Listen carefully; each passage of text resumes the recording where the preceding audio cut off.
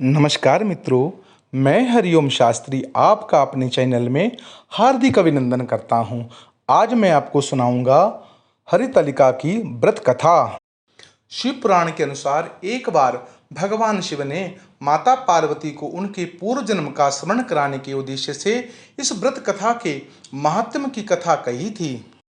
श्री भोलेनाथ बोले, हे गौरी, पर्वतराज हिमालय पर स्थित गंगा के तट पर तुमने अपनी बाल्यावस्था में 12 वर्षों तक अधोमुखी होकर घोर तपस्या की थी।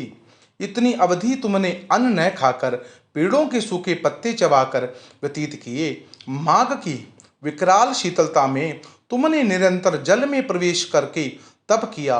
वैशाख की जला देने वाली गर्मी में तुमने पंचाग्नि से शरीर को तपाया। श्रावण की मूसलाधार वर्षा में खुले आसमान के नीचे बिना अन्न जल ग्रहण किए समय व्यतीत किया।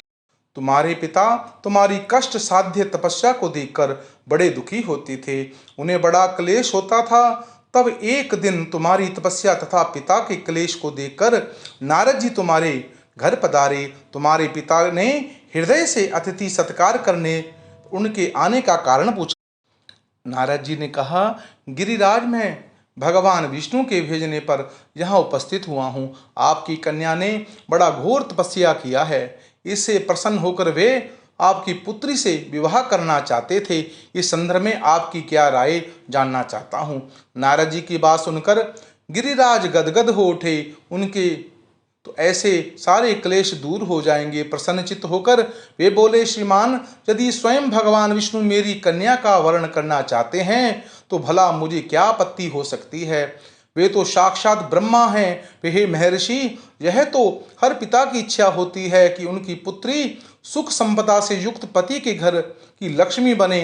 पिता की सार्थकता का इसी में है। पति के घर जाकर उसकी पुत्री पिता के घर से सुखी अधिक रहेगी।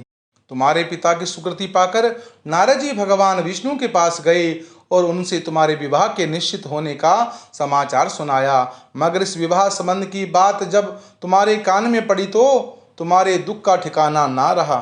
तुम्हारी सखी ने तुम्हें एक मानसिक दशा को समझ लिया और तुम्हारे उस विषिवक्त का कारण जानना चाहा।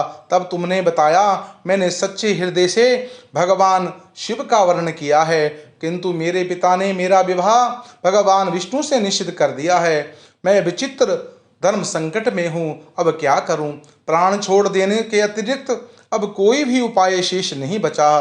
तुम्हारी सखी बड़ी ही समझदार सूझबूझ वाली थी। उन्होंने कहा, सखी, प्राण त्यागने से इसमें क्या कारण क्या है। संकट के मौके पर धैर्य में से काम लेना चाहिए।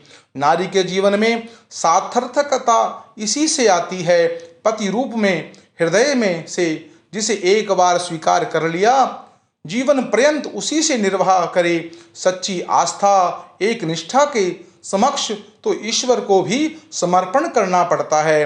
मैं तुम्हारे घनघोर जंगल से ले जाती हूँ जो साधना स्थली हो, और तुम्हारे जहाँ पिता तुम्हें खोज ना पाए वहाँ तुम साधना में लीन हो जाना। मुझे विश्वास है ईश्वर ही तुम्हारी सहायता करेंगे। तुमने ऐसा ही किया। तुम्हारे पिता ने तुम्हें घर पर न पाकर बड़े दुखी तथा चिंतित हुए।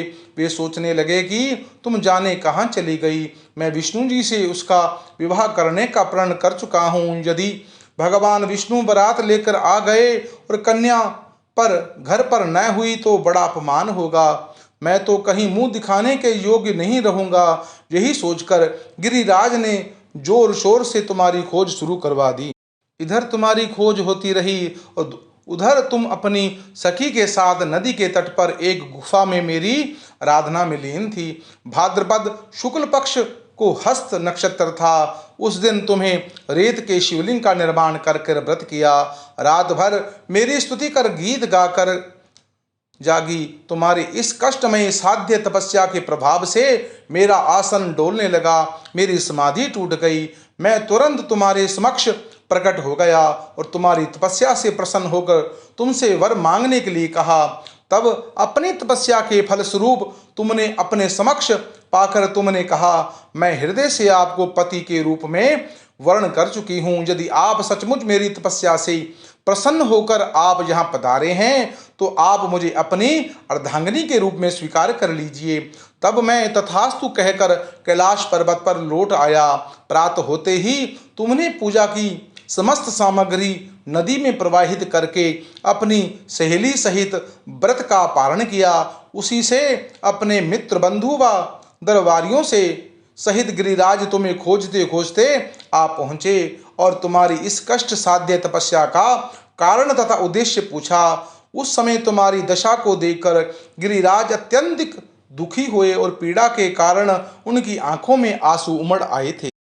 तुमने उनकी आंसू को पोंछते हुए विनम्र स्वर से कहा, पिताजी, मैंने अपने जीवन का अधिकांश समय कठोर तपस्या में बिताया है। मेरी इस तपस्या का उद्देश्य केवल यही था कि मैं महादेव को पति के रूप में पाना चाहती हूँ। आज मैं अपनी तपस्या की कसौटी पर खरी उतर चुकी हूँ। आप क्यों भगवान विष्णु से मेरा विवाह करने का निर्णय ले चुके हैं, इसलिए मैं अपने आराध्य की खोज में घर छोड़कर चली गई थी। अब मैं उनके साथ इसी शर्त पर घर जाऊंगी कि आप मेरा विवाह विष्णु जी से न करके महादेव से करेंगे। गिरिराज मान गए, तुम्हें घर ले गए। कुछ समय के पश्चात शास्त्रोक्त विधि विधान पूर्वक उन्होंने हम दोनों को विवाह सूत्र में बांध दिया।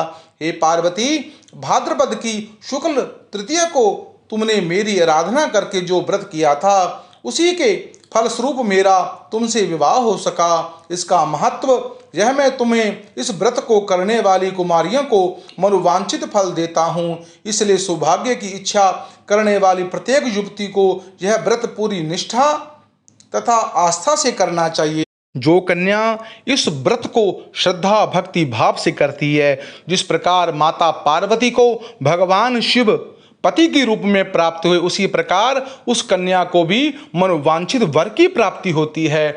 मित्रों, इसलिए इस व्रत को श्रद्धा भक्ति भाव से करना चाहिए।